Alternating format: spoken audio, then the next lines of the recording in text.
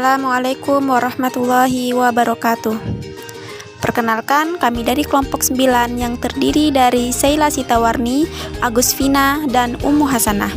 Baiklah, dalam video ini kami akan membahas materi yaitu tentang ciri-ciri makhluk hidup untuk memenuhi tugas UAS mata kuliah konsep dasar dan materi IPA yang diampu oleh Ibu Vidya Sintianingrum, SPD, MPD.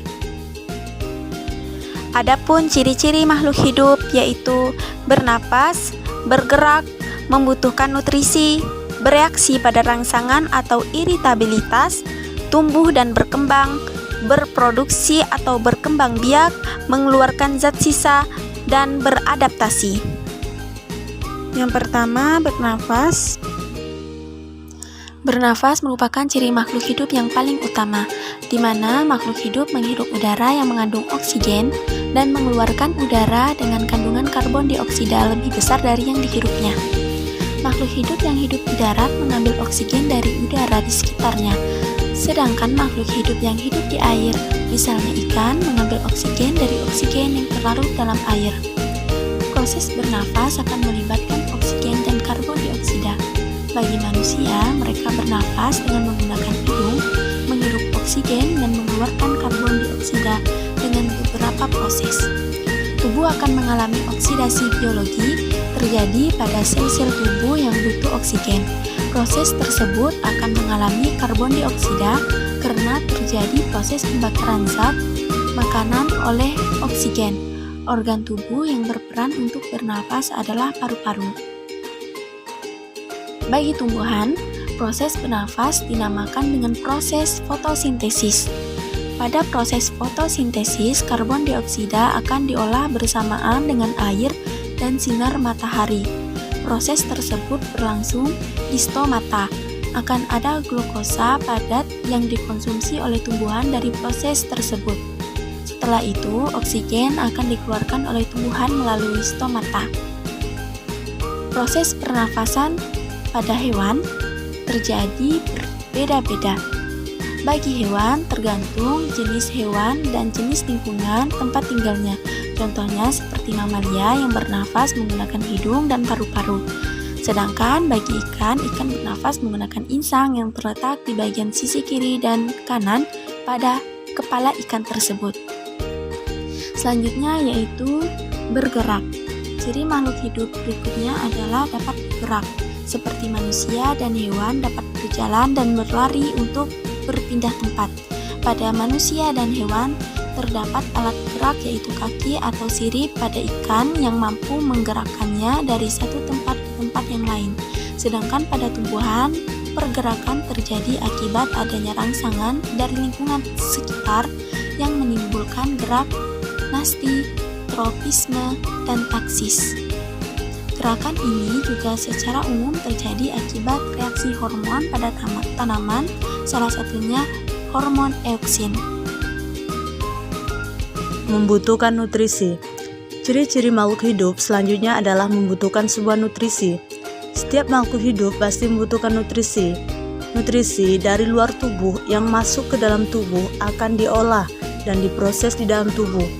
Pengolahan tersebut akan menghasilkan zat-zat yang nantinya akan digunakan oleh tubuh. Setelah itu, akan dihasilkan sebuah energi atau tenaga supaya tubuh bisa bekerja secara semestinya. Nutrisi yang dibutuhkan oleh tubuh meliputi makanan dan minuman. Minuman juga memiliki peran penting dalam perolehan nutrisi. Minuman atau air akan digunakan tubuh untuk zat pelarut di dalam tubuh. Bagi manusia dan hewan, mereka tidak bisa menghasilkan makanan sendiri melalui tubuh. Akan tetapi, berbeda dengan tumbuhan. Tumbuhan bisa menghasilkan makanan melalui tubuhnya sendiri. Bereaksi pada rangsang atau iritabilitas. Ciri-ciri makhluk hidup juga akan bereaksi pada rangsang. Dalam hal ini, makhluk hidup memiliki nervous system. Ini adalah kemungkinan makhluk hidup ketika merasakan sesuatu saat terjadi suatu perubahan yang ada di lingkungan. Setiap makhluk hidup pasti bisa menanggapi atau menerima suatu rangsangan. Rangsangan yang dapat dirasakan oleh makhluk hidup seperti bunyi, cahaya, rasa, sentuhan, bau, dan lain-lain. Reaksi pada rangsangan yang dapat dirasakan oleh hewan dan tumbuhan terjadi karena memiliki sebuah sistem khusus. Sistem tersebut ialah sistem saraf, sistem hormon, sistem otot, dan sistem indera. Hal tersebut membuat hewan dan manusia dapat mendengar, mencium, melihat, menyentuh atau meraba, dan dapat merasakan sebuah rasa. Berbeda dengan tumbuhan. Tumbuhan tidak memiliki sistem. Sistem yang ada pada hewan dan manusia, akan tetapi tumbuhan tetap bereaksi pada rangsangan.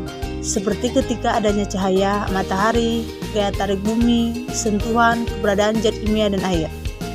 Tumbuh dan berkembang. Ciri-ciri selanjutnya yang ada pada makhluk hidup adalah tumbuh dan berkembang. Setiap makhluk hidup pasti mengalami pertumbuhan dan perkembangan.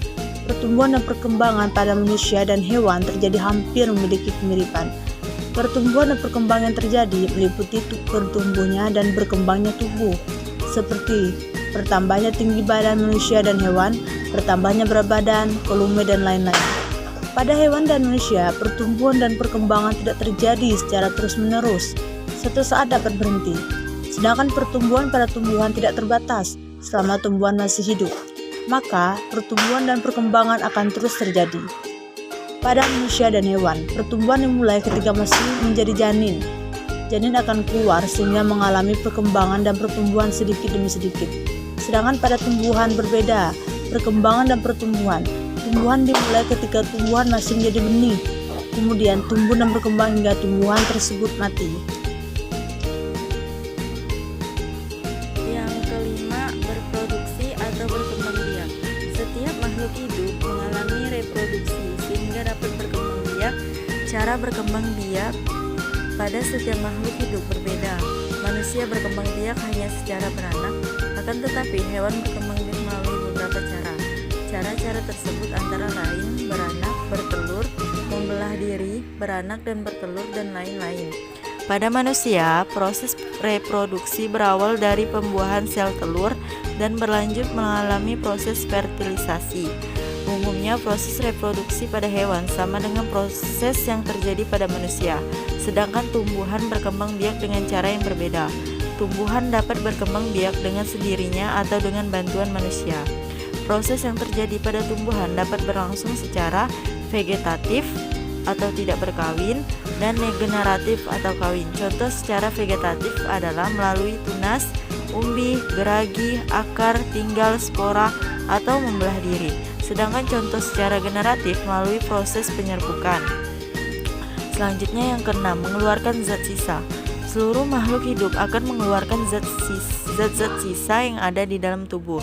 Ketika tubuh sudah mendapatkan nutrisi dan sudah diproses, maka akan menghasilkan zat-zat untuk tubuh. Zat-zat yang sudah tidak terpakai akan dikeluarkan oleh tubuh. Zat-zat tersebut ada yang memiliki racun, dan hewan dan manusia memiliki cara yang sama untuk mengeluarkan zat-zat sisa. Zat-zat sisa tersebut dikeluarkan secara dalam bentuk gas, zat cair, dan zat padat. Berbeda dengan tumbuhan, tumbuhan mengeluarkan zat sisa melalui stomata. 7. Beradaptasi. Ciri-ciri selanjutnya yaitu makhluk hidup akan beradaptasi. Setiap makhluk hidup harus bisa beradaptasi terhadap lingkungannya. Adaptasi adalah proses penyesuaian diri. Proses ini diperlukan untuk menjaga keseimbangan sekaligus bertahan hidup. Ketika makhluk hidup tidak bisa beradaptasi dengan lingkungannya, ia harus berpindah ke tempat lain untuk beradaptasi. Jika makhluk hidup tersebut tidak berpindah tempat, tetapi tidak dapat beradaptasi juga, maka ia akan mati. Sekian video dari kami, semoga bermanfaat. Wassalamualaikum warahmatullahi wabarakatuh.